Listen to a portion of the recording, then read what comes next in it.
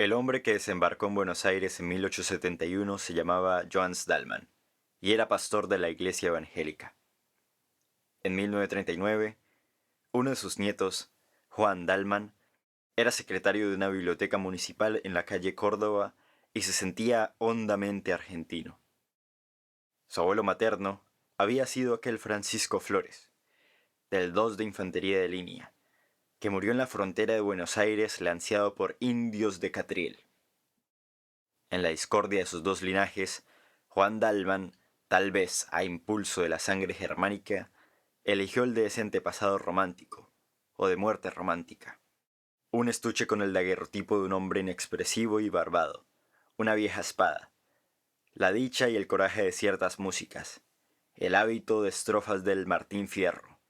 Los años, el desgano y la soledad fomentaron ese criollismo algo voluntario, pero nunca ostentoso. A costa de algunas privaciones, Dallmann había logrado salvar el casco de una estancia en el sur, que fue el de los Flores. Una de las costumbres de su memoria era la imagen de los eucaliptos balsámicos y de la larga casa rosada que alguna vez fue carmesí. Las tareas y acaso la indolencia lo retenían en la ciudad.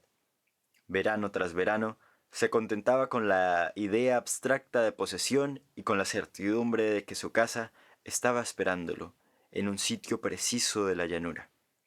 En los últimos días de febrero de 1939, algo le aconteció. Ciego a las culpas, el destino puede ser despiadado con las mínimas distracciones. Dallmann había conseguido, esa tarde, un ejemplar descabalado de las 1001 noches de Weil. Ávido de examinar ese hallazgo, no esperó que bajara el ascensor y subió con apuro las escaleras. Algo en la oscuridad le rozó la frente. ¿Un murciélago? ¿Un pájaro? En la cara de la mujer que le abrió la puerta vio grabado el horror, y la mano que se pasó por la frente salió roja de sangre. La arista de un batiente recién pintado que alguien se olvidó de cerrar le habría hecho esa herida. Dallmann logró dormir, pero a la madrugada estaba despierto, y desde aquella hora el sabor de todas las cosas fue atroz. La fiebre lo gastó y las ilustraciones de las 1001 noches sirvieron para decorar pesadillas. Amigos y parientes lo visitaban y con exagerada sonrisa le repetían que lo hallaban muy bien. Dallmann los oía con una especie de débil estupor y le maravillaba que no supieran que estaba en el infierno. 8 días pasaron como 8 siglos. Una tarde, el médico habitual se presentó con un médico nuevo y lo condujeron a un sanatorio de la calle Ecuador, porque era indispensable sacarle una radiografía. Dallmann, en el coche de plaza que lo llevó, pensó que en una habitación, que no fuera la suya, podría al fin dormir. Se sintió feliz y conversador. En cuanto llegó, lo desvistieron, le raparon la cabeza, lo sujetaron con metales a una camilla, lo iluminaron hasta la ceguera y el vértigo, lo auscultaron y un hombre enmascarado le clavó una aguja en el brazo. Se despertó con náuseas, vendado en una celda que tenía algo de pozo y, en los días y noches que siguieron a la operación, pudo entender que apenas había estado hasta entonces en un arrabal del infierno. El hielo no dejaba en su boca el menor rastro de frescura. En esos días, Dallmann minuciosamente se odió. Odió su identidad, sus necesidades corporales, su humillación, la barba que le erizaba la cara. Sufrió con estoicismo las curaciones, que eran muy dolorosas, pero cuando el cirujano le dijo que había estado a punto de morir de una septicemia, Dallmann se echó a llorar, condolido de su destino. Las miserias físicas y la incesante previsión de las malas noches no le habían dejado pensar en algo tan abstracto como la muerte. Otro día, el cirujano le dijo que estaba reponiéndose y que muy pronto podría ir a convalecer a la estancia. Increíblemente, el día prometido llegó. A la realidad le gustan las simetrías y los leves anacronismos. Dalman había llegado al sanatorio en un coche de plaza y ahora un coche de plaza lo llevaba a Constitución. La primera frescura del otoño, después de la opresión del verano, era como un símbolo natural de su destino, rescatado de la muerte y la fiebre. La ciudad, a las 7 de la mañana, no había perdido ese aire de casa vieja que le infunde la noche. Las calles eran como largos zaguanes, las plazas como patios. Dalman la reconocía con felicidad y con un principio de vértigo. Unos segundos antes de que las registraran sus ojos, recordaba las esquinas, las carteleras, las modestas diferencias de Buenos Aires. En la luz amarilla del nuevo día, todas las cosas regresaban a él. Nadie ignora que el sur empieza del otro lado de Rivadavia. Dalman solía repetir que ello no es una convención y que quien atraviesa esa calle entra en un mundo más antiguo y más firme. Desde el coche buscaba entre la nueva edificación la ventana de rejas, el llamador, el arco de la puerta, el zaguán, el íntimo patio. En el hall de la estación advirtió que faltaban 30 minutos. Recordó bruscamente que en un café de la calle Brasil, a pocos metros de la casa de Irigoyen, había un enorme gato que se dejaba acariciar por la gente, como una divinidad desdeñosa. Entró. Ahí estaba el gato dormido. Pidió una taza de café, la endulzó lentamente, la probó.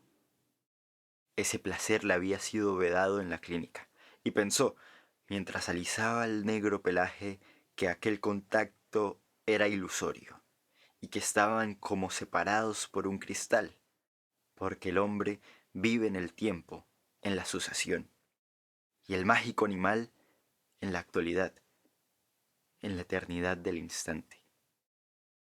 A lo largo del penúltimo andén, el tren esperaba.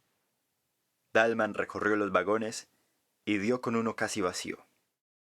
Acomodó en la red la valija. Cuando los coches arrancaron, la abrió y sacó, tras alguna vacilación, el primer tomo de las 1001 noches. Viajar con este libro, tan vinculado a la historia de su desdicha, era una afirmación de que esa desdicha había sido anulada y un desafío alegre y secreto a las frustradas fuerzas del mal. A los lados del tren, la ciudad se desgarraba en suburbios. Esta visión, y luego la de jardines y quintas, demoraron el principio de la lectura. La verdad es que Dalman leyó poco. La montaña de piedra imán y el genio que ha jurado matar a su bienhechor eran, quien lo niega, maravillosos, pero no mucho más que la mañana y el hecho de ser.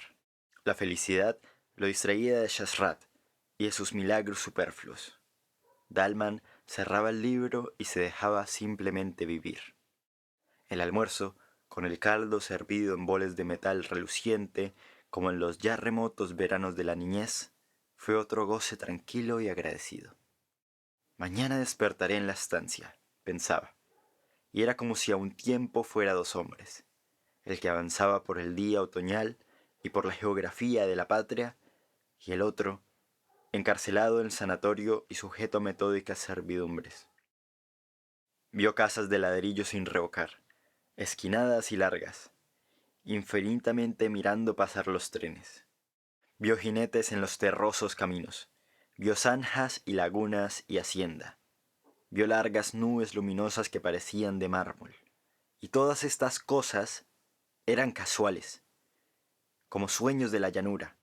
También creyó reconocer árboles y sembrados que no hubiera podido nombrar, porque su directo conocimiento de la campaña era harto inferior a su conocimiento nostálgico y literario. Alguna vez durmió, y en sueños estaba el ímpetu del tren. Ya el blanco sol intolerable de las 12 del día era el sol amarillo que precede al anochecer, y no tardaría en ser rojo. También el coche era distinto, no era el que fue en Constitución al dejar el andén. La llanura y las horas lo habían atravesado y transfigurado. Afuera la móvil sombra del vagón se largaba hacia el horizonte. No turbaban la tierra elemental, ni las poblaciones, ni otros signos humanos. Todo era vasto, pero al mismo tiempo era íntimo y de alguna manera secreto. En el campo desaforado, a veces no había otra cosa que un toro. La soledad era perfecta y tal vez hostil, y Dalman pudo sospechar que viajaba al pasado y no solo al sur. De esa conjetura fantástica lo distrajo el inspector, que al ver su boleto le advirtió que el tren no lo dejaría en la estación de siempre, sino en otra, un poco anterior y apenas conocida por Dalman. El hombre añadió una explicación que Dalman no trató de entender ni siquiera de oír, porque el mecanismo de los hechos no le importaba. El tren laboriosamente se detuvo casi en el medio del campo. Del otro lado de las vías quedaba la estación, que era poco más que un andén con un cobertizo. Ningún vehículo tenían, pero el jefe opinó que tal vez pudiera conseguir uno en un comercio que les indicó a unas 10, 12 cuadras. Ya se había hundido el sol, pero un esplendor final exaltaba la viva y silenciosa llanura, antes de que la borrara la noche. Menos para no fatigarse que para hacer duras esas cosas, Dalman caminaba despacio, aspirando con grave felicidad el olor del trébol. El almacén, alguna vez, había sido punzó, pero los años habían mitigado para su bien ese color violento. Algo en su pobre arquitectura le recordó un grabado en acero, acaso de una vieja edición de Pablo y Virginia. Atados al palenque había unos caballos. Dalman, adentro, creyó reconocer al patrón. Luego comprendió que lo había engañado su parecido con uno de los empleados del sanatorio. El hombre, oído el caso, dijo que le haría atar la jardinera. Para agregar otro hecho a aquel día y para llenar ese tiempo, Dalman resolvió comer en el almacén. En una mesa comían y bebían ruidosamente unos muchachones, en los que Dalman al principio no se fijó. En el suelo, apoyado en el mostrador, se acurrucaba inmóvil como una cosa un hombre muy viejo. Los muchos años lo habían reducido y pulido como las agujas a una piedra o las generaciones de los hombres a una sentencia. Era oscuro, chico y reseco, y estaba como fuera del tiempo, en una eternidad. Dalman registró con satisfacción la vincha, el poncho de bayeta, el largo chiripá y la bota de potro y se dijo, rememorando inútiles discusiones con gente de los partidos del norte o con entrerrianos, que gauchos de esos ya no quedan más que en el sur. Dalman se acomodó junto a la ventana. La oscuridad fue quedándose con el campo, pero su olor y sus rumores aún le llegaban entre los barrotes de hierro. El patrón le trajo sardinas y después carne asada. Dalman las empujó con unos vasos de vino tinto. Ocioso, paladeaba el áspero sabor y dejaba errar la mirada por el local, ya un poco soñolienta. La lámpara de querosén pendía de uno de los tirantes. Los parroquianos de la otra mesa eran 3. 2 parecían peones de chacra. Otro, de rasgos achinados y torpes. Bebía con el chambergo puesto. Dalman de pronto sintió un leve roce en la cara. Junto al vaso ordinario de vidrio turbio, sobre una de las rayas del mantel, había una bolita de miga. Eso era todo. Pero alguien se la había tirado. Los de la otra mesa parecían ajenos a él. Dalman, perplejo, decidió que nada había ocurrido y abrió el volumen de las 1001 noches, como para tapar la realidad. Otra bolita lo alcanzó a los pocos minutos, y esta vez los peones se rieron. Dalman se dijo que no estaba asustado, pero que sería un disparate que él, un convaleciente, se dejara arrastrar por desconocidos a una pelea confusa. Resolvió salir. Ya estaba de pie cuando el patrón se le acercó y lo exhortó con voz alarmada. «Señor Dalman, no les haga caso a esos mozos, que están medio alegres». Dalman no se extrañó de que el otro, ahora, lo conociera, pero sintió que estas palabras conciliadoras agravaban de hecho la situación. Antes la provocación de los peones era a una cara accidental, casi a nadie. Ahora iba contra él y contra su nombre, y lo sabrían los vecinos. Dalman hizo a un lado al patrón. Se enfrentó con los peones y les preguntó qué andaban buscando. El compadrito de la cara chinada se paró tambaleándose. A un paso de Juan Dalman lo injurió a gritos, como si estuviera muy lejos. Jugaba a exagerar su borrachera y esa exageración era otra ferocidad y una burla. Entre las malas palabras y obscenidades, tiró al aire un cuchillo. Lo siguió con los ojos. Lo barajó e invitó a Dalman a pelear.